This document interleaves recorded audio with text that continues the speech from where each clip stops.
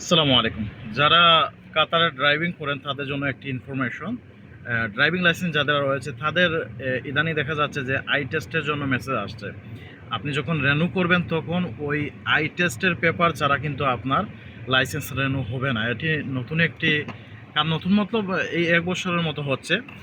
জানতে পারলাম যে এই কানুনটি আনার কারণে আপনার লাইসেন্স রেনু হবে না। আপনি অবশ্যই আই টেস্ট করতে হবে, চোখের পরীক্ষা করে তারপর চোখের পরীক্ষা করার পর ওই জায়গা থেকে তারা এই যে মাদ্রাসার যে সিস্টেমটি রয়েছে সেই সিস্টেমে তারা এটি সাবমিট করে দেয়। সাবমিট করে দেওয়ার পর আপনি আপনার গিয়ে লাইসেন্সটি ওঠাতে পারবেন। এখন লাইসেন্স ওঠানোর ২টা মাধ্যম।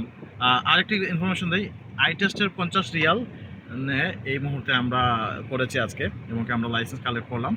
এই ইনফরমেশনটি জানলাম তাই ভাবলাম যে আপনাদের সাথে শেয়ার করি। আর লাইসেন্সের ২টা মাধ্যম, একটি তো আপনি পোস্ট অফিসের মাধ্যমে নিতে পারবেন আর আরেকটি তো আপনি এই জায়গায় এসে কালেক্ট করতে পারবেন। এই ২টি মাধ্যম। যারা ড্রাইভার তারা এই ভিডিওটি শেয়ার করে দেবেন আপনাদের বন্ধুবান্ধবের কাছে, কারণ অনেক সময় এটি যাদের লাইসেন্স রয়েছে তাদেরও তো চাচ্ছে, তো এটা আপনারও হয়তো হতে পারে, আপনার বন্ধুরও হতে পারে, সেই জন্য ভিডিওটি শেয়ার করে দিবেন যাতে সবাই দেখে উপকৃত হয় এবং কি এই বিষয় নিয়ে যাতে কোনো টেনশন না হয়।